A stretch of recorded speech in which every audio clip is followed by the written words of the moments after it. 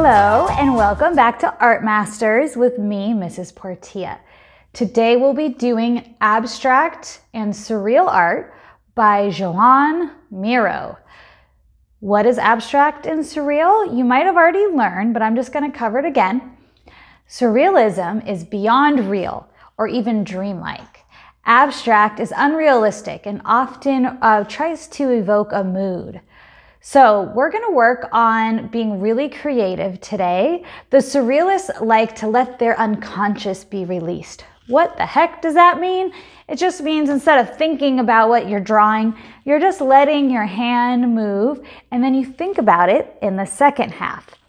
So the way that artists like Miro and other surrealists would do this is they would play a game essentially called Squiggle. So what I'm going to do is I'm going to give you an example of what Squiggle is with my whiteboard. So a squiggle, we're going to do a scribble. I am not even thinking about what I just put down on the paper. So now I'm going to look at it and think, what does this look like? Well, I'm going to close it and I'm going to make this an abstract ram or a bull. Does that look real? Nope. So Miro also did kind of childlike, imaginative, and dreamlike drawings. So an abstract bull, that's what I saw. Maybe you saw something different. So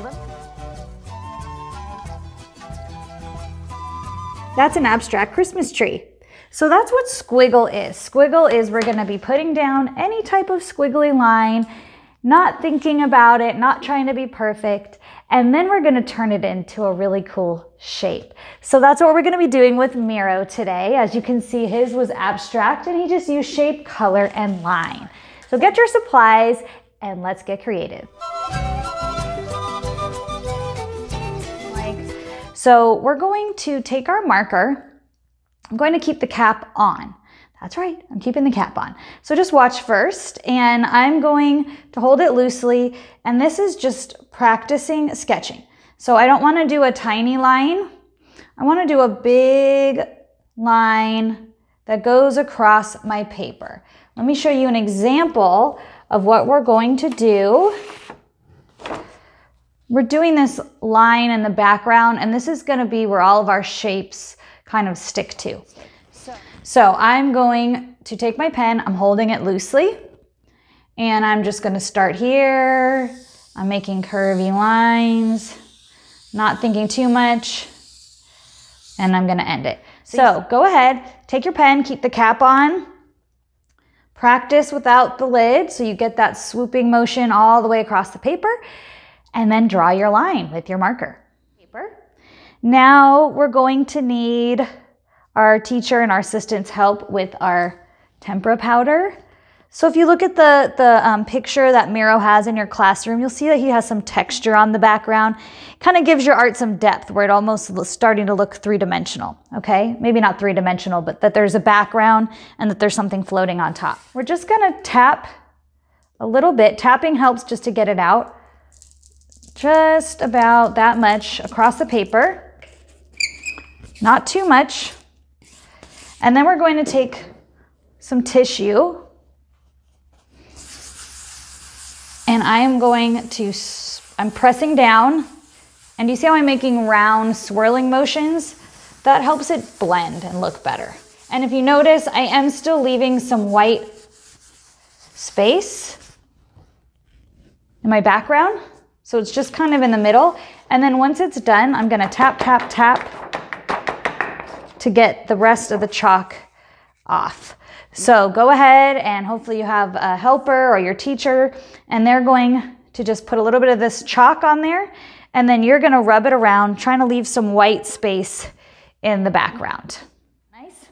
So now we're going to start to get creative, but the way that Miro did it and the surrealists did it is they would try to get their subconscious to be creative, which just means you're not thinking. You're just doing and making lines, and then later we're going to think about it. So just like with Squiggle, we're going to take one of your pieces of paper, it doesn't matter which color, And then you're going to take a pencil. You're going to take a piece of paper. It doesn't have to be red. Watch first, please. And I'm going to take my pencil. I'm not going to hold it super tight and really. So I am just squiggling. It's hard to see my line, but guess what? It doesn't matter. I'm going over and over my line, and I'm filling up this page. So what we're doing is I'm looking at my squiggle, my scribble, and maybe I'm seeing a shape that I like. Not necessarily thinking about what it looks like, but I'm going to start cutting. So I'm kind of liking this curve here, and I can't help it, but I am starting to see kind of a shape is coming out to me. This is kind of starting to look like an abstract goose. So I'm kind of just following some of my scribbles, but I'm kind of starting to think a little bit. So this kind of came out like a weird goose. It doesn't have to be anything. I just happened to see that. It could be a fish. It could be a face. This is the neck. This is the face. So literally, this is just a random shape that I'm going to turn it into something later. So I'm going to do that. Let's do 3 or 4 of these. Maybe start with 3 and then see where you go. So you're going to take your pencil. I'm holding it loosely, and I am just squiggling. So I can make wavy squiggles. I could make more geometric, sharp squiggles. And I'm going inside the shape, outside the shape, really just being free with your squiggles. And then you're going to cut kind of, if you like anything interesting in there, oh, that's kind of an interesting shape, you're going to do that. So go ahead and grab your pieces of paper, get your pencil, and scribble on the back, and then cut out the shape that you see. Your favorite ones. It doesn't have to look like anything, and then we'll think about it later.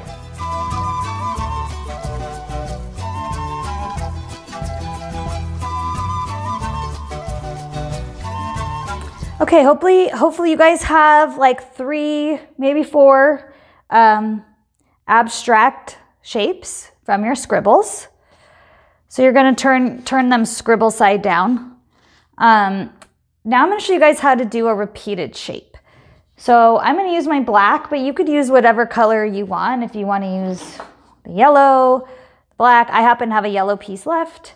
So I'm going to fold in half. And then I'm going to fold again. You guys have probably done this before. Okay, now I'm going to cut another abstract shape. Maybe it's pointy, geometric, circle, just an abstract, not thinking about it, letting my subconscious rule my scissors. Okay, now I have 4 repeated shapes. So grab one of your papers, fold it in half, and then fold it in half again, and then cut another abstract shape. And then we're going to start thinking a little bit more about our composition once we get those repeated shapes. Okay, once we have our shapes down, we're going to start working on our design. So the first part for Miro was just very creative, let his mind go. And the second part was more technical, where he started to think about what things looked like and how to balance his work. So that's what we're going to do now. So start thinking about, if you start to see your shapes as something, great. Otherwise, just think about balance. Putting your shape somewhere that makes sense. Do that. So right now, go ahead and kind of lay out your design. And now it's okay if you start to see things in these abstract shapes. Like I said, this guy, I mean, he could be kind of like a Pokemon looking guy where he's like a little monster, a beaver monster. You guys are like, what is a beaver monster? I don't know. It's abstract.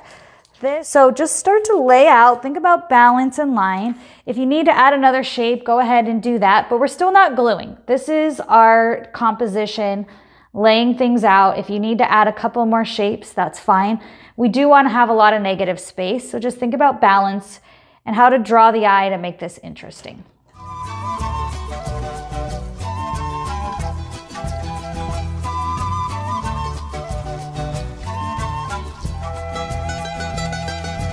Okay, great. Hopefully you guys have a layout. You probably noticed that I cut a couple more abstract shapes. I didn't think about it. I didn't say I want a circle. I just did a weird shape and then I overlapped it. And I noticed when I added red here, I needed a little red here, so I balanced it. Is it overtaken by colors? No, I still have a lot of negative space. And I started seeing some strange animals and ideas started coming to me, which is kind of where we're headed. So that's the next part. We're going to glue down our pieces once we're happy with where they are, and then we're going to add some details and make our art come alive.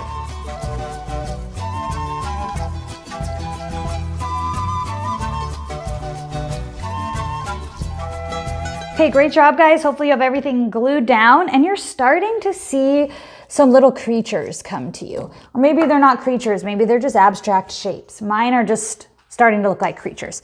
So let me show you a couple of examples of what people came up with, because this is what we're leaning towards now, is we're being more technical and we're starting to turn our brain, our more critical thinking back on. So now we're gonna start to play squiggle. What does our shape look like? So this person has a big blob that's not really anything, a couple of other shapes that they just left as abstract shapes, and then this guy looks like a little pigeon. This one, they had this one look kind of like a little man. This is, I don't know what that is, a bug, a bird. So you see, these are still really abstract. They're surreal, so they're dreamlike. Our dreams are weird, right? They're not always realistic. So we can have dream, unrealistic characters.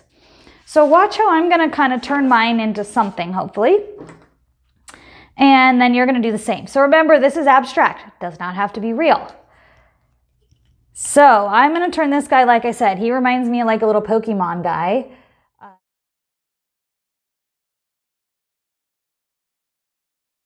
So I'm using minimal lines, and you can see it is still very abstract.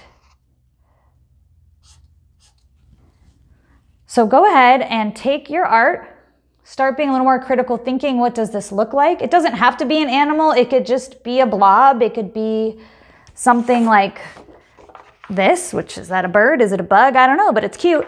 So go ahead and just add a little bit of lines within your shapes to start to make them look like a shape, to be interesting. Try not to do too much. Don't go overboard, okay? Have fun.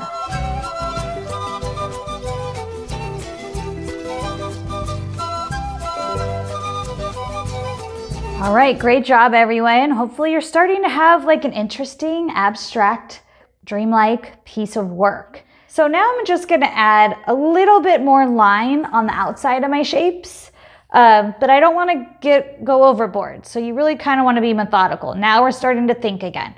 So go ahead and just, if you want, you can add just a little bit more detail, but minimal. So I'm just adding a couple dots, a couple lines, just to make our art a little more dynamic, but you still want to keep a lot of negative space.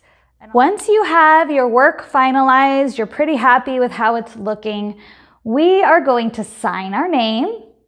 And often Miro gave his paintings names that kind of had no meaning. So I'm going to look at my theme, kind of what I have going on. And I'm going to call this Dog Park. Wow, really? Dog park? Yeah, dog park. So this is a dog, and maybe this is one of those little tiny dogs.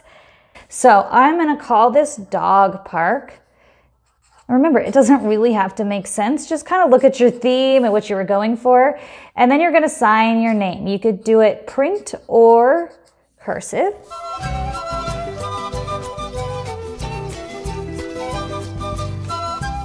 Today, guys, getting really creative and abstract and pushing the boundaries. So I hope you guys came up with some really cool, dreamlike, surreal, abstract ideas, and that you're able to evaluate each other's work.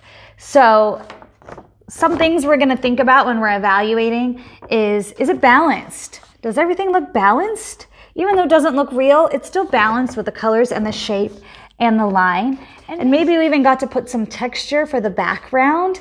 And you can see that it has depth. And it's very exciting. Be sure that you glue the John Miro on the back. And if you didn't sign it, put your name on the back. So great job today, everyone, with your surrealist work by Miro.